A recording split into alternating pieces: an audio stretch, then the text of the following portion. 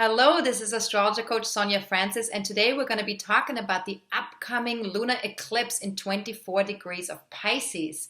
Now, this powerful full moon will be exact on September 16th at 3:05 p.m. East Coast time in the US, which is also New York time, or 12:05 p.m. West Coast time in the US, which is also LA time. Now, this lunar eclipse is going to be very powerful, and usually these eclipses are very intense, powerful full moons. And there's a lot to cover today with this eclipse, as it's connected to two mutable T-squares and the Pluto station, but more on that later. But first, I want to say that this lunar eclipse is the first lunar eclipse in Pisces since the moon nodes have moved into the Pisces Virgo polarity last November 2015. And so as such, we're really getting connected more fully on a soul level with our emotional body and our intuitive energies right now. And so let's take a deeper look at what that means exactly. Now, the moon is in creative, free-flowing Pisces, and that is connected to the south node, because eclipses are always connected to the moon nodes, right? That alignment with the moon nodes. And that moon is making a direct opposition to the sun in detail-oriented practical Virgo, which is in alignment with the north node. Now, the Virgo-Pisces polarity has to do with our ability to connect the head with the heart and logical and intuitive thinking, right? So we really need to bring those two opposites together and find a way to have them work together more harmoniously and in unison. Now, lunar eclipses direct our attention to the emotional body in general, but especially with the lunar eclipse in Pisces, that is even more so true, because Pisces is a very emotional, intuitive sign.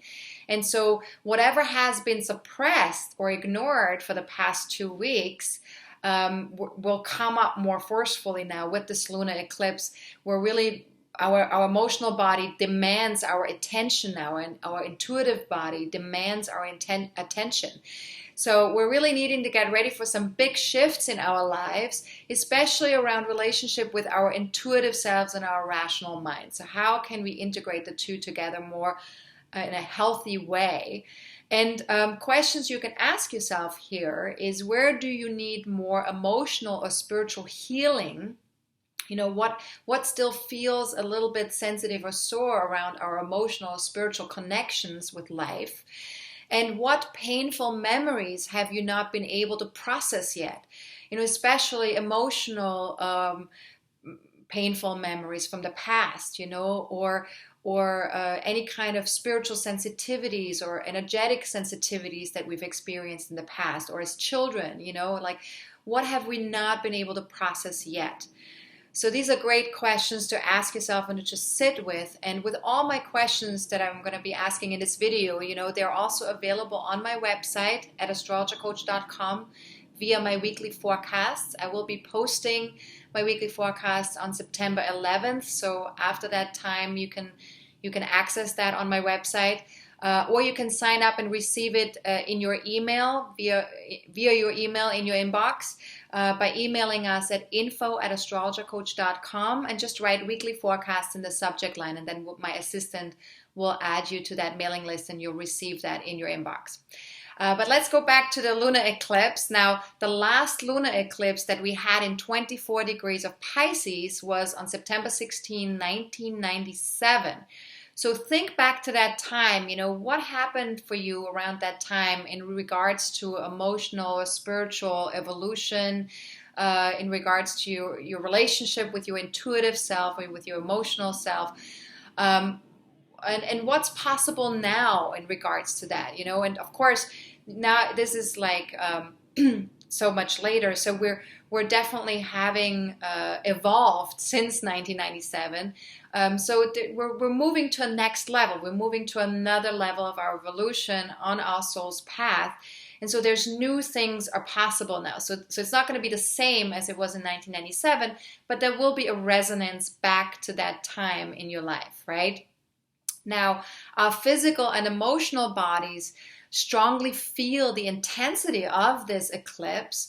So just remember that anything that's happening right now, and for the next 2 weeks in particular with this lunar eclipse, are ultimately supporting a shift in our consciousness and bringing us closer to our soul's path and to our evolutionary path that we're on currently in this human existence.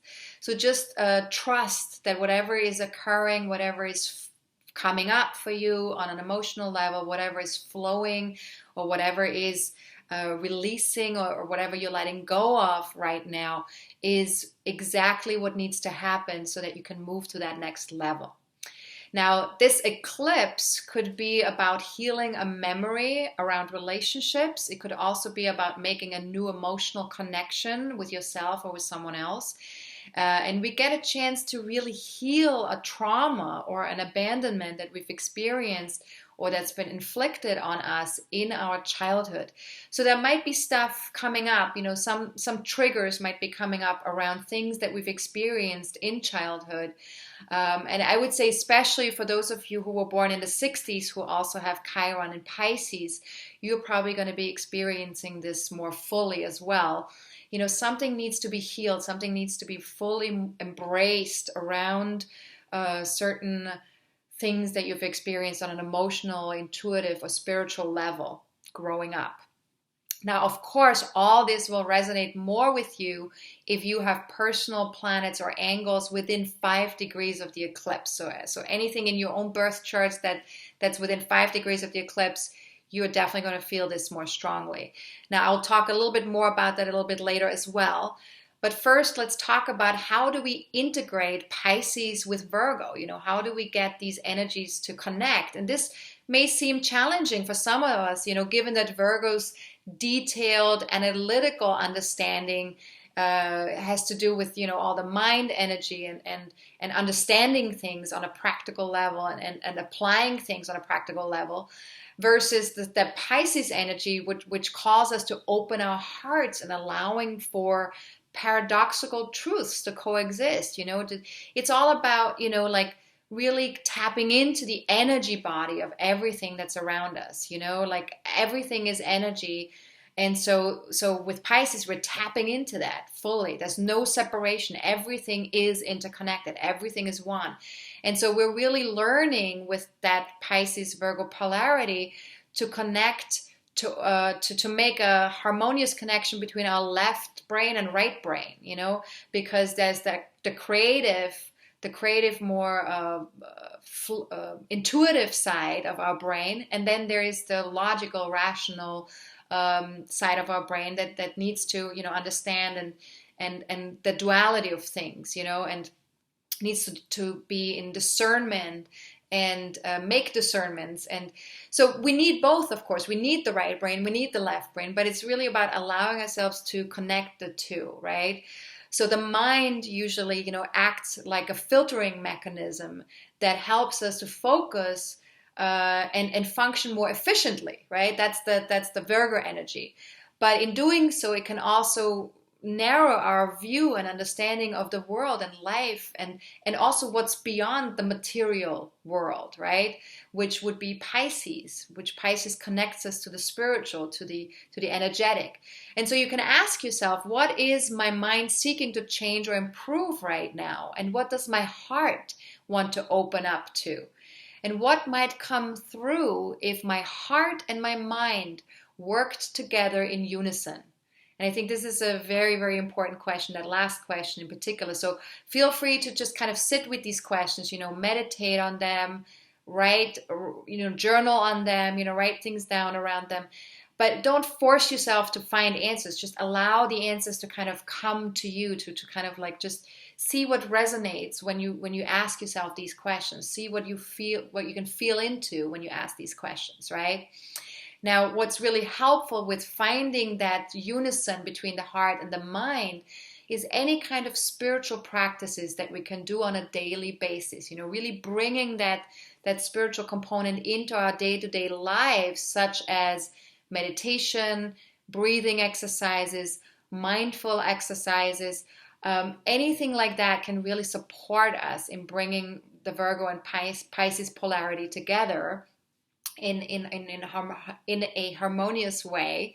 And it can really open our doors to our perception of how we view life. And the same is true for any kind of spiritual and energetic healing modalities. So, and those I think are in particularly very, very powerful and very important during this time of the eclipse, since the moon is connecting to Chiron. So anything we can do to heal on an energetic and spiritual level right now, whether that's something we do for ourselves or something that we do with other people, we're seeking out support with those healing modalities, such as, like Reiki, shiatsu, acupuncture, access consciousness bars. There's so many modalities out there that we could connect with and access and do our healing practices with. There's also, creative flow that really supports us in our healing and in our connecting to all there is, such as, like through dance, through singing, through music, through sound. These are really beautiful ways that we can tap into to connect to that Pisces energy and help us be more in touch then with our heart energy, with our creative flow. The other thing we can do too is to just tap more into higher vibrational emotions such as love, gratitude, compassion. These are really great ways to connect to our heart energy in a healthy way, in a way that can really support the mind function as well.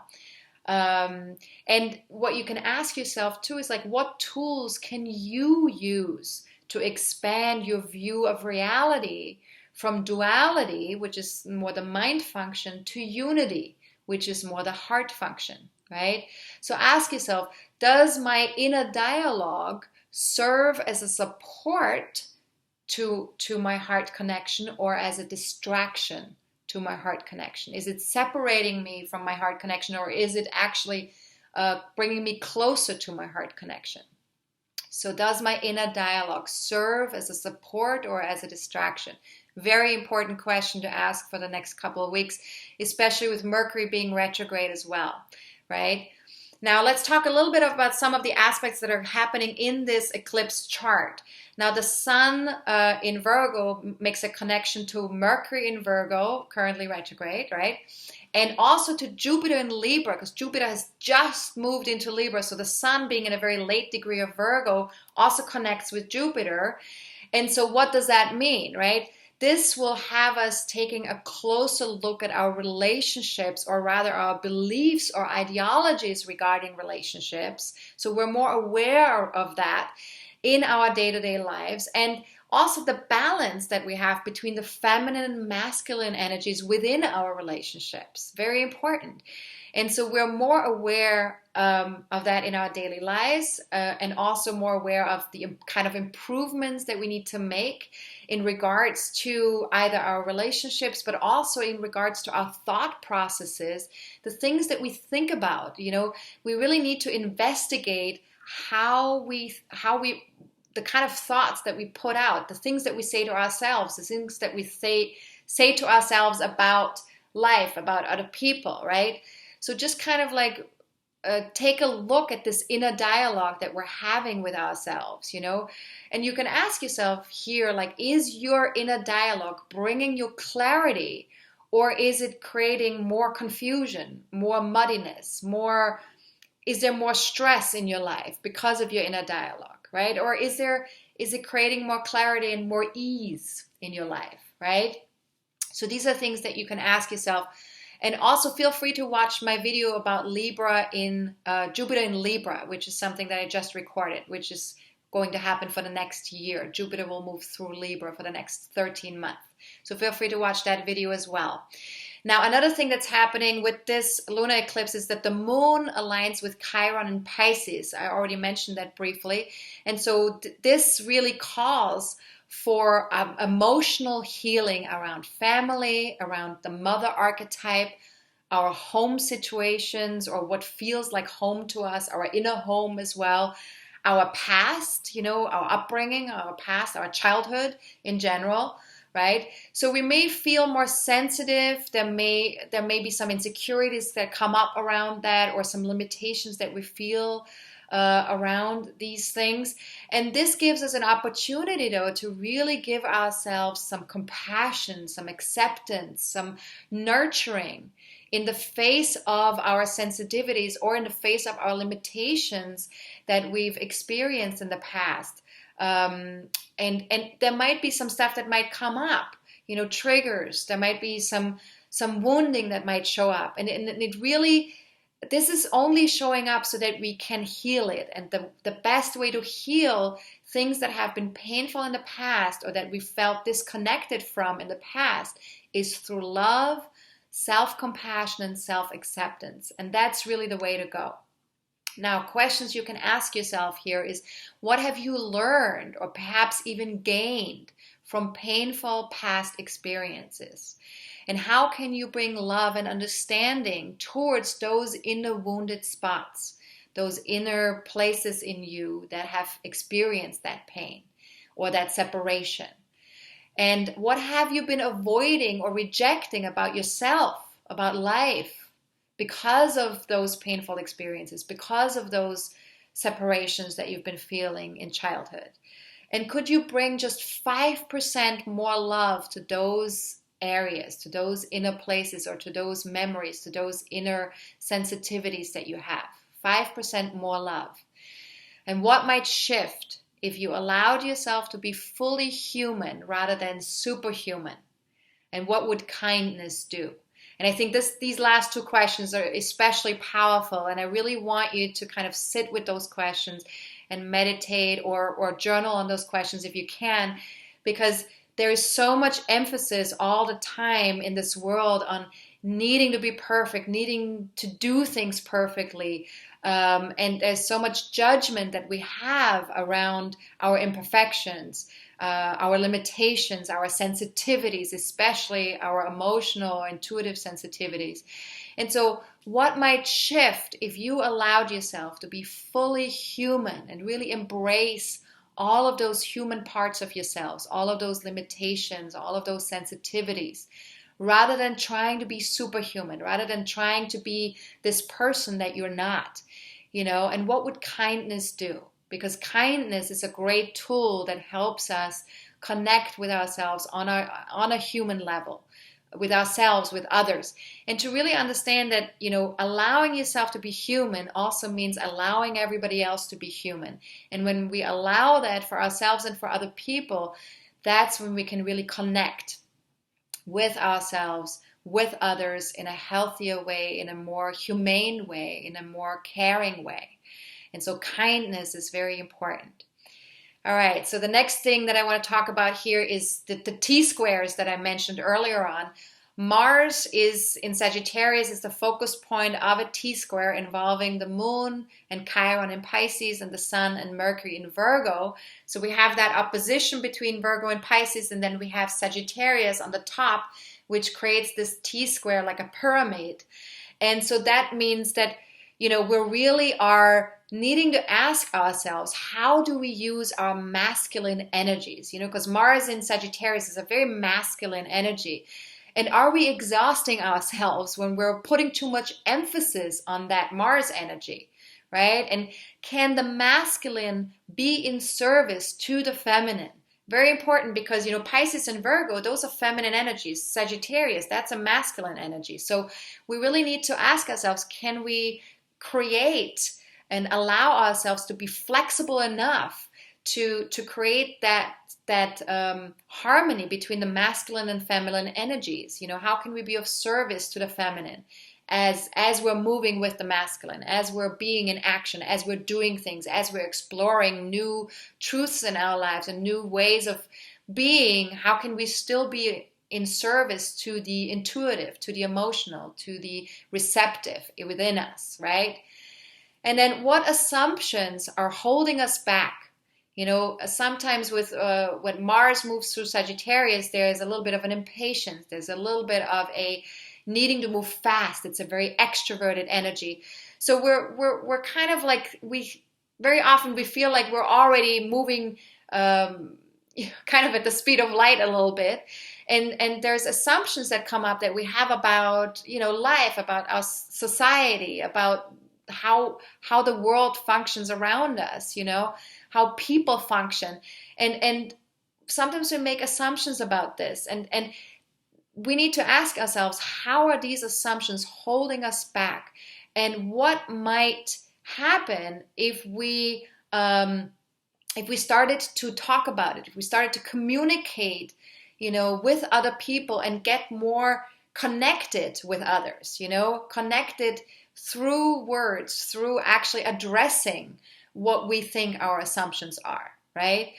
And what role does our thinking play in all of this, because the Sagittarian energy and also the Virgo energy, there's a lot of mental energy that's connected to all of this. And are we possibly overthinking things? Is there sort of the sense of like constantly the wheels are turning constantly, right, within ourselves? And what might be possible if we kept an open mind and curiosity? What if we investigated all of our options in a curious way? And that's the Gemini energy, right? Because the empty leg of that T-square lands in Gemini. So we're really being asked to keep an open mind, to remain curious and to look at our options and really connect with other people rather than kind of like staying separate and above, kind of like the Sagittarian energy is sort of like this sense of like being above it all and seeing the bigger picture, but not necessarily connecting with what's actually going on, right, in the real world. So how can we connect and remain open-minded and curious, right? And what would be possible if we ask ourselves on a daily basis before we take an action, before we go into that Mars and Sagittarius movement, is this nurturing to me?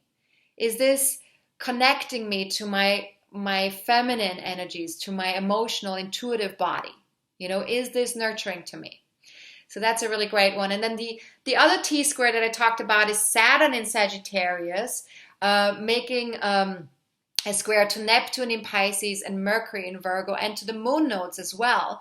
So this is something that we've been talking about several times already because Saturn has been the focus point of a T-square since March already in various different ways.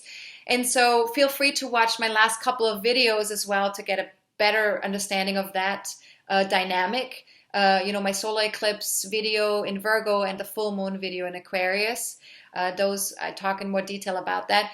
But just for right now, there's a couple of questions that you can ask yourself with this T-square, which is how might you connect to your inner divinity while fully being rooted in the material world or in the physical world as well. And what needs to shift in your thinking so you can fully understand the relationship between human self and soul self. Because we are human beings, but we're also spirit beings. So we need to allow ourselves to see what is that relationship and how can we connect the two. And might there be a direct link between thoughts, feelings, actions, and manifestations? And I think this is a really powerful question because we're really needing to understand Saturn is about manifestation and what is our perception or perspective around how we manifest things and how do we get there? How do we get to our manifestations in life? And if we could start to take responsibility for the interconnectedness and the link between our thoughts and feelings and decisions and actions, and how that's manifesting the things that we are manifesting in our lives, that could create a real shift within us. So really taking responsibility for that. When we think a thought, is that creating a particular feeling inside of us? And is that feeling creating a particular action that we're taking? And is that action that we're taking creating a particular manifestation in our lives, right? So seeing the link between those things, very powerful, right? So ask yourself that question. And where is our focus going? Saturn is all about focus, where are you focusing your energies, right? Where is your focus going? Where are you focusing in terms of what society is doing, what the world is doing, what your own beliefs are about everything that's going on, and how does that direct your emotion, your feeling body? You know, how does that influence how you feel? So just pay attention to where is your focus going and how is that directly affecting your emotional body. Now, at the time of the lunar eclipse, Venus in Libra is sextiling Mars in Sagittarius and also opposing Uranus in Aries. Now, what does that mean? Now, this really brings a desire for artistic self-expression, romance, adventure, and this will also make it easier for us to break away from old ways of being in our relationships and stepping into a healthier expression of our feminine and masculine energy. So there's sort of a support there that helps us connect more our feminine and masculine energies. And what we need to ask ourselves with this combination, in particular with that Venus-Uranus opposition, is what might be a new way to express my individuality, my uniqueness in my relationships without pulling or pushing away, from the other person. And I think this is a very powerful question that we can ask ourselves for the next 2 weeks, because we're going to feel this sense of like really needing to be ourselves within our relationships. But if we're trying to accomplish that by rebelling against the other person or by pushing away from the other person, we're not necessarily going to be able to experience our own individuality and uniqueness, and at the same time also experience the other person's individuality and uniqueness. By giving that to ourselves, we also need to give it to the other person. And so just allowing ourselves to be unique and different from each other, but at the same time, you know, still relating with each other. So not pulling or pushing away, right? Now, as mentioned above already, during this eclipse, Pluto is stationing in Capricorn. And so that means that the energy of Pluto is more exalted at the time of the station. It means the planet is moving more slowly because it's coming to a halt on September 26th. It's stopping to move forward again. It's been retrograde. And so that means that, you know, that energy, that Pluto energy, which is all about our soul purpose, it's all about connecting to our passions, connecting to what empowers us, what feels authentic to us on an emotional level. You know, really needing to tap into our inner power, inner strength on an emotional level. That is something that's going to feel more exalted. And as it's feeling more exalted, there's things that will be more in our faces, things that we need to really address. So anything that feels disempowering at this time with this eclipse, we need to address it. We need to confront our fears that we have around things in our lives. You know, something that maybe comes from a past experience or from a past trauma. You know, places in us where we protect ourselves, where we have attachments, emotional attachments, out of fear or out of feeling we need to hold on to something so we can feel more empowered. But when we're holding on and when we're tensing up, we're really not empowering ourselves. We really are kind of limiting ourselves and disempowering ourselves. So we're getting more aware of these things as Pluto is stationing during the time of the eclipse. And so we need to ask ourselves, where am I holding on out of fear? You know, out of fear that's possibly connected to something that happened to me in the past, some past trauma that I've experienced, or some experience that I had that had me now be more protective, or that had me build a wall in some way so that I could feel more protected, right? And what emotional attachments keep me from manifesting the things that I know I could manifest? But because I'm sort of like keeping things in check because I'm scared in some way, you know, I'm holding on to something. And so therefore I'm keeping myself from feeling fully empowered in my manifestation process. So what emotional attachments keep me from manifesting the things I know I could manifest? Now, Mercury in Virgo is also making a trine to Pluto, both currently being in earth signs, right? So this makes it a lot easier for us to see more clearly what fears or behaviors or destructive patterns are holding us back right now. And so this is really helping us to make decisions or to see where we need to move or what we need to do so that we can let go of some of these fears or behaviors so that we can manifest something long term that's really in alignment with ourselves. So you can ask yourself here, how can we align our practical thinking with what we want to manifest long term, right? Now, the last thing I want to talk about is Neptune in Pisces is aligning with the South Node in Pisces. And so we're much more aware of our interconnectedness of body, mind, heart, soul, all the different levels of beings, all the energetic levels of beings. And we're also more aware of connecting to all the energies around us, whatever is currently moving around us, whether that's other people's feelings or thoughts or energetic beings, anything that happens, even energetic connections to the spiritual world, we're much more in tune with that right now. And because we're more in tune with it right now, we're also much more sensitive. There's a heightened sensitivity that we're feeling. And so it's very crucial right now that we surround ourselves with caring, loving energies.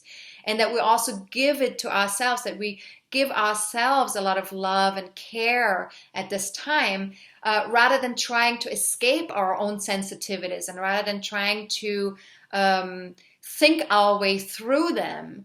Or escape through, either separating or isolating ourselves from others, or through drugs, or kind of any kind of addiction.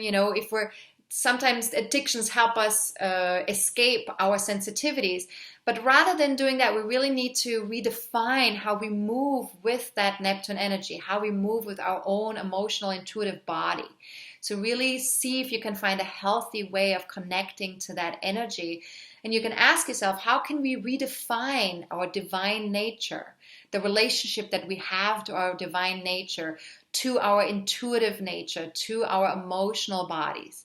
And what is a healthy way to connect to those things, to that inner divinity, to that intuitive sensing? What's a healthy way to connect to that? Now, this powerful full moon also heightens the importance of developing, expressing, and trusting our feminine energies, of course, with that Pisces energy, connecting to our feeling side or flowing with our intuition. So we really need to allow for the flow of things, just like the tides, just like our breath. We need to allow for feelings, thoughts, sensations to move in, move out without fearful reactions or judgments. And that's very important. When we have sort of like a lot of stuff comes up, a lot of emotional stuff might come up, it's important to not move into fear with it, to not move into judgment or trying to analyze it, but rather try to be with it in a loving and kind way, right? Like I talked about a little bit earlier, kindness is a great tool. So this full moon really invites us to tap into our hearts first, and let our mind be of service to something vaster and more beautiful than we even think is possible. Because the mind tends to be limited in terms of our human experience and what we've already learned and what we already know, whereas the heart taps into something much bigger than that. It can tap into things beyond the human experience. It can tap into all the energies and all the feelings. And so there's the intuition that we can tap into can really connect us to a much bigger experience. Now, questions you can ask yourself here is, what if the greatest gift we could give ourselves is liberating our heart energies? Really allowing ourselves to tap into the heart energies more fully and to really give ourselves the flexibility to nurture ourselves, to nurture our heart, right?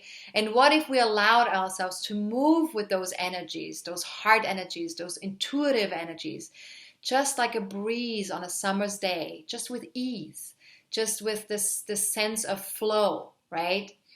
And, you know, what it really comes down to in the end is that the ability to trust and move with our heart intuition, with our heart energy, is the most powerful weapon we have in the 21st century. And this is really what's going to shift our human experience on this planet. Now, if you have an ascendant, a career point, or personal planets in 19 to 29 degrees of Pisces, Virgo, Gemini, or Sagittarius, then you're definitely going to feel this lunar eclipse much stronger than if you don't. But even if you don't have planets or degree signs or angles in those degrees or signs, the house placement that this eclipse falls into your natal chart, where it lands in your natal chart, is equally as important. So take a look at your birth chart and see, where does 24 degrees of Pisces, Virgo land in your birth chart, and look to see what these areas of your life mean. What are these areas, and how can you bring more of a balance or integrate both of these areas more fully for yourself, especially in the next 2 weeks. And if you don't have a birth chart, feel free to watch my video, how to read your birth chart. In that video, I explain a little bit how to apply my videos and my weekly forecast to your birth chart, and also how to get a birth chart online, a free one. And feel free to email us at info@astrologercoach.com if you want to receive that video. You can also watch it on my YouTube channel as well. And just write recording in the subject line when you send us the email, and then my assistant will email you that video with some handouts. Now, this video is also a really great video to watch before you join my monthly forecasting forum. Feel free to get a recording of the forum, or you can join us live on Thursday, September 15th at 12 p.m. Pacific time, 3 p.m.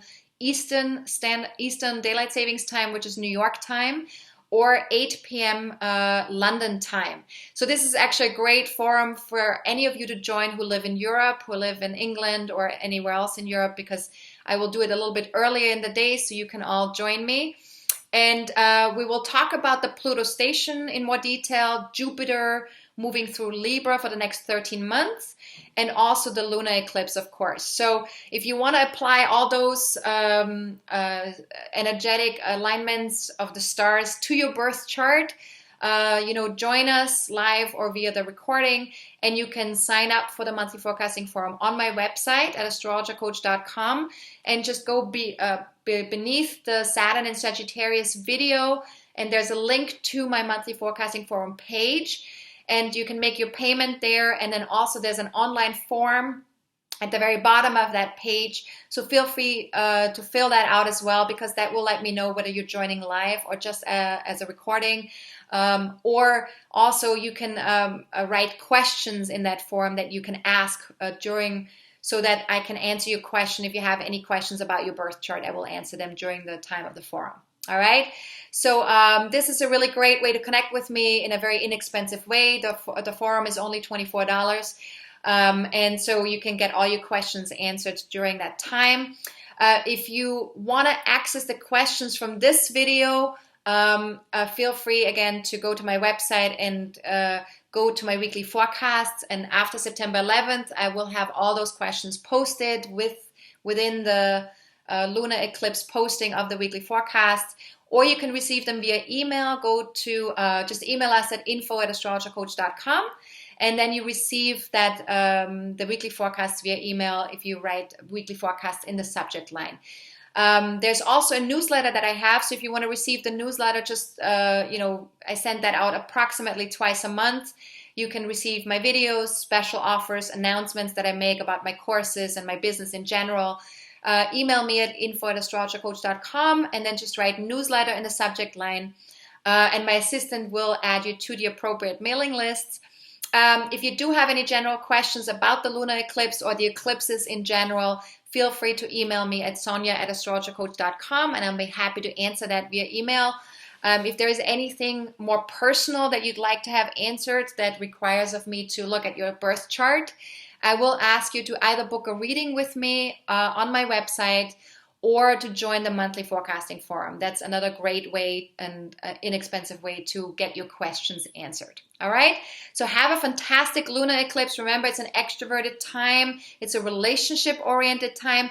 But of course, because it's in Pisces, we also need to make space for our inner journey, for our inner connection with our intuitive self as well. So have a good one. This is Astrologer Coach Sonja Francis. Goodbye.